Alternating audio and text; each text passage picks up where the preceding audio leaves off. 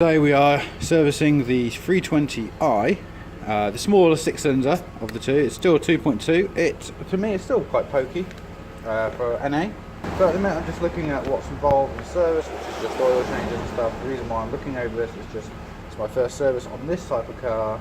I'm just making sure, see that I've got everything I need, where everything is. What's the best way of doing it? And this is the Hayes manual for the car.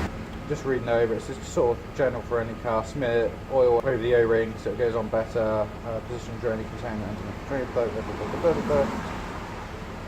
Replace all the seals. So we've got everything here. We've got our seal here, and it comes with 2 seals. Ooh, comes with a. Oh, it comes with a copper washer as well. I'll have to look into that. The air filter, the pollen filter. I've already been done on the car. I did that the other day. It was easy enough to get to. So today we're doing oil filter and oil. So first course of action is to jack up the car. So at the minute the car is running to warm it nice and up. We have got a low profile jack. Let's get it jacked up and go from there. So now we have the car jacked up. An axle stands, not very high, just enough to get me underneath comfortably. The engine's still warming up. Coming up to halfway. Get nice and toasty in there. Hopefully you guys can see. We are using a 17mm socket and a 1/2 inch. The engine's still running. I'm just going to crack it first and then turn off the car.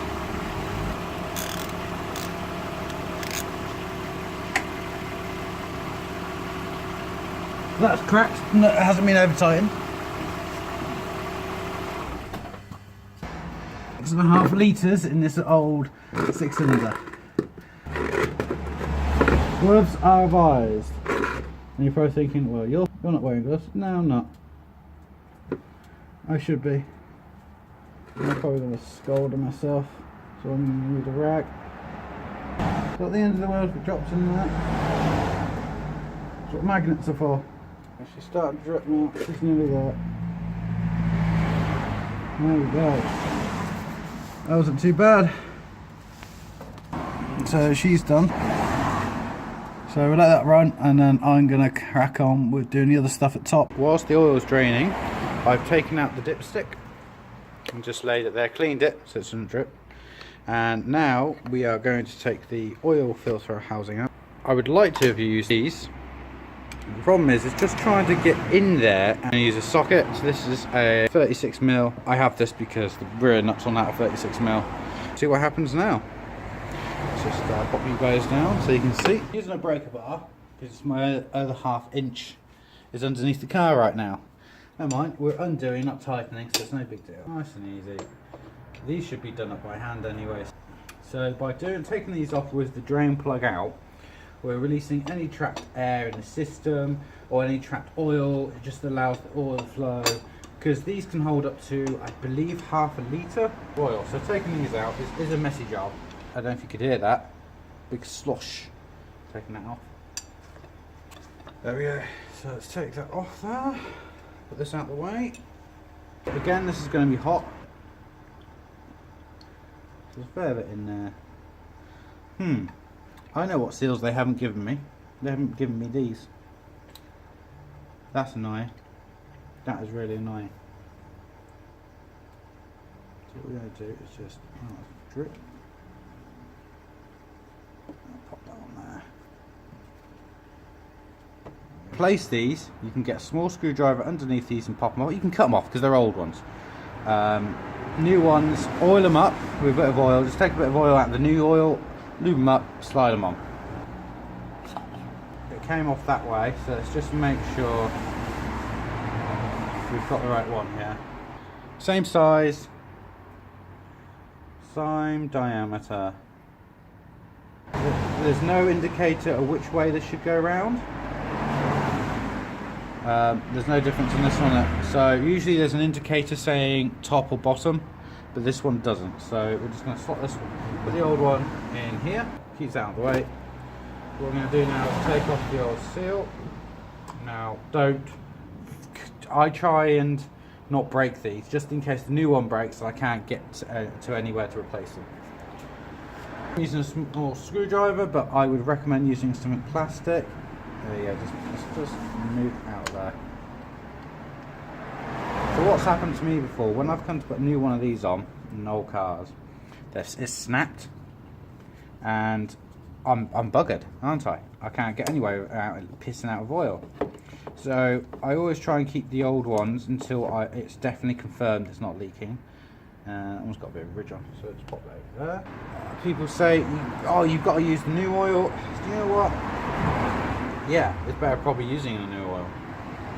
By lubing this up is to allow it to go on without breaking. Okay, so there, it's going on quite nice now. Use another thumb to hold it and just run it around like that.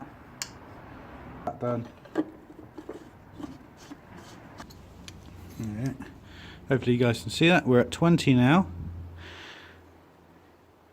And we want to go to 18. So let's wind it down. There we go, 18 there. Right, so we're undoing. Hopefully you can hear. It will clonk in a minute, hopefully. Right. The only thing about these cheaper ones than my more expensive one is that it just moves ever so slightly. This is another reason why you want to put oil on the O-ring, so that when it tightens it up, it goes snug and doesn't pinch. Should go in a minute, hopefully.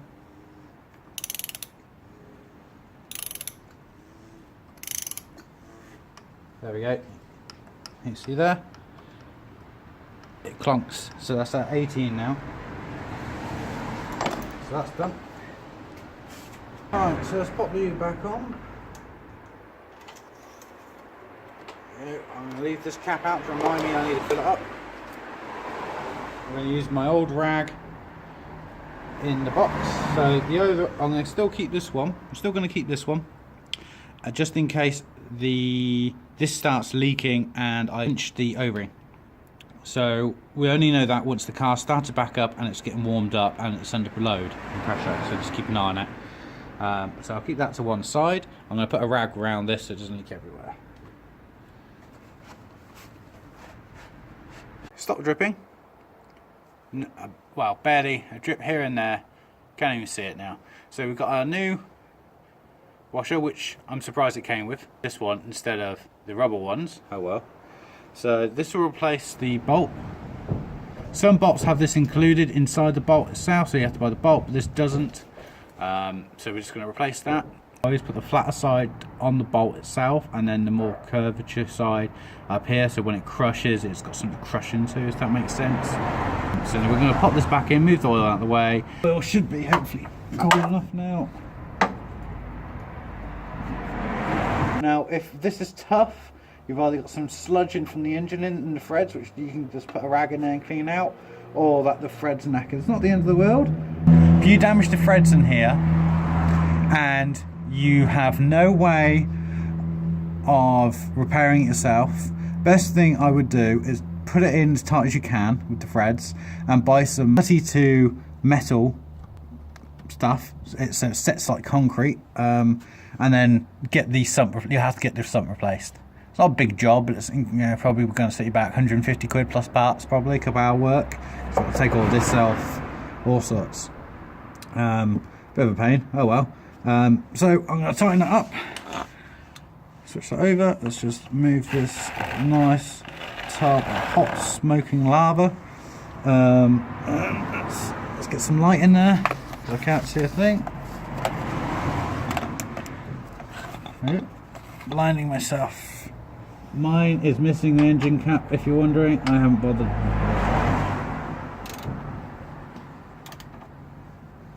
So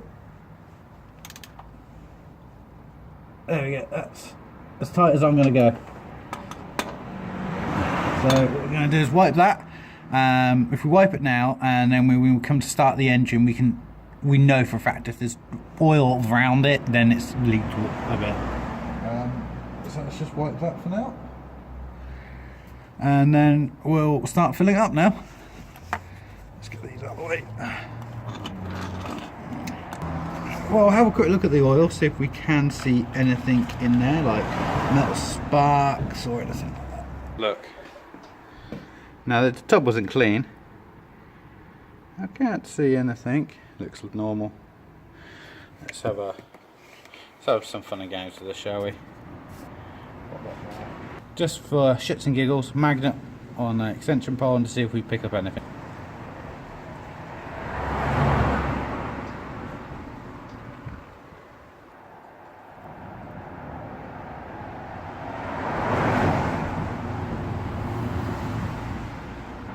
There is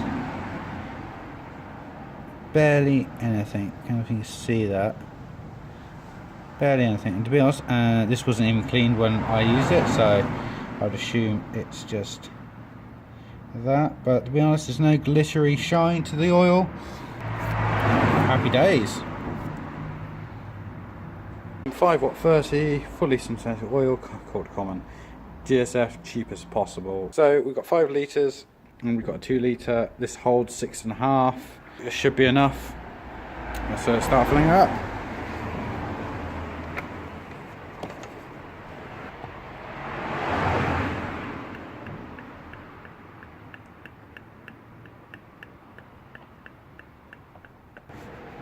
So we're down to 2 litres to go.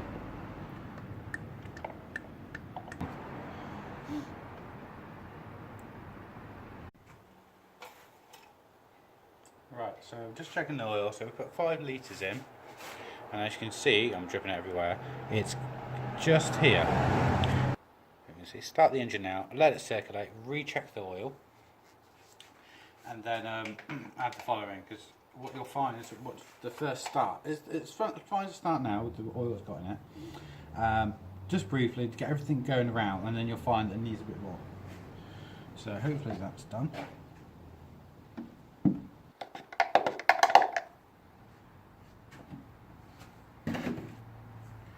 Cap on. Let's give her a start, eh? See what happens, it might blow up.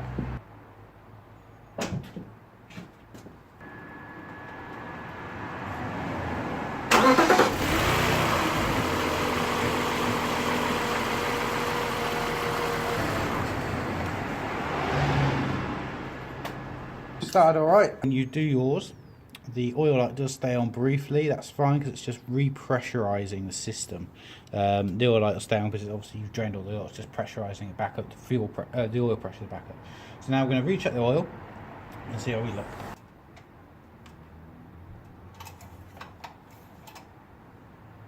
So now you can see, since we started, it's gone down. It's gone down a bit now. It's gone down right down to here, just here. So we're going to put a bit more in now.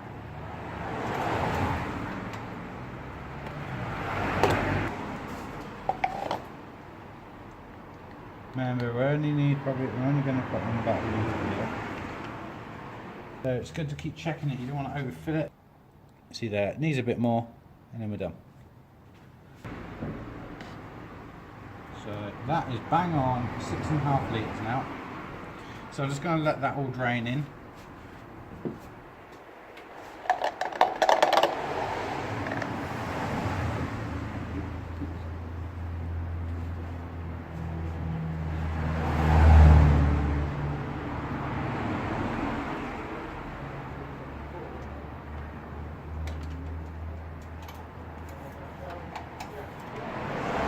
There we go. Hopefully you can see that.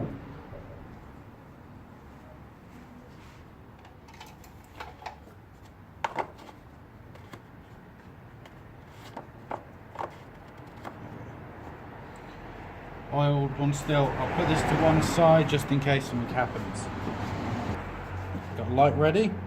Start the car now and check for leaks. Let's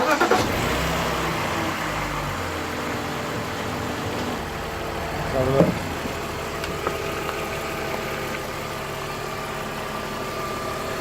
I'll make sure it's not leaking around here. We need to obviously keep looking until it's warmed up nicely. Just keep a look all the way around there, and then we'll just have a quick look underneath. Don't worry, that's just water. No leaks. Fantastic. We're just going to keep this nice and warm. Whilst we're in here as well, we can do some other checks. Find things that are making noises.